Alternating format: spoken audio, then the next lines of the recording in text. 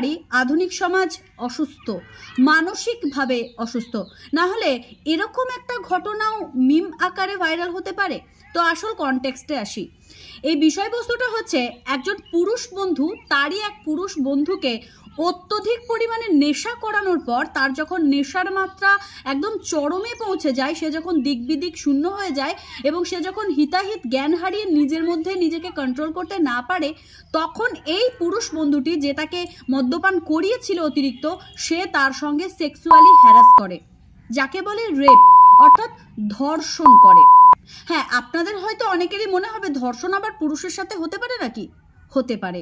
যদি আপনারা বিষয়টাকে সত্যিকারের মানবিকতার চোখ দিয়ে দেখেন তবে এটাকে ধর্ষণ বলেই মনে হবে, অন্তত আমার তাই মনে হয়েছে।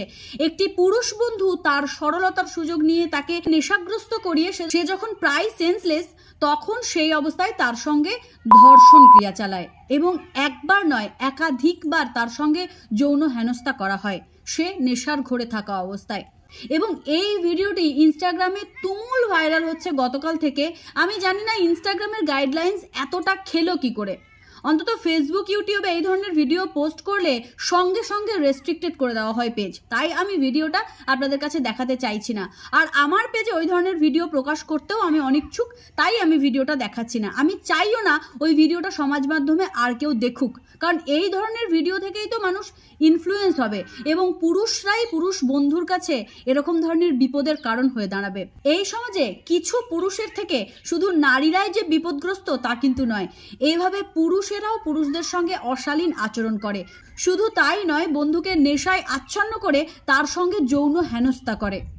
আমি আপনাদের অবগতির জন্য একটা কথা জানিয়ে রাখি, এই ভিডিওটা কিন্তু স্ক্রিপ্টেড ছিল, অর্থাৎ এই ভিডিওটা যে দুটো ছেলে বানিয়েছে তারা কিন্তু এই ধরনের সেক্সুয়াল কন্টেন্ট তারা বানায়, সোশ্যাল মিডিয়াতে অ্যাডাল্ট কন্টেন্ট পোস্ট করে। বিষয়টা সেটা নয়, বিষয়টা হচ্ছে এটা যে স্ক্রিপ্টেড ছিল সেটা কিন্তু আমি আপনি বা সাধারণ মানুষ প্রথম থেকে জানতো না, অনেক পরে এটা প্রচারিত হয়েছে যে এটা স্ক্রিপ্টেড।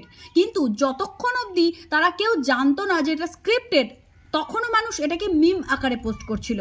হাজারখানেক হাহারি সেখানের মধ্যে একটা পুরুষ আর একটা পুরুষকে নেশার ঘোরে তাকে যৌন হেনস্থা করছে, তার সঙ্গে নোংরামি করছে, তাকে ধর্ষণ করছে এবং এটা দেখেও এই আধুনিক সমাজের হাসি পাচ্ছে। কি অসাধারণ বিবেকবোধ তাদের! আর এরাই আবার সোশ্যাল মিডিয়ায় ট্রেন্ড নামায় হ্যাশট্যাগ জাস্টিস ফর অমুক, হ্যাশট্যাগ জাস্টিস ফর তমুক।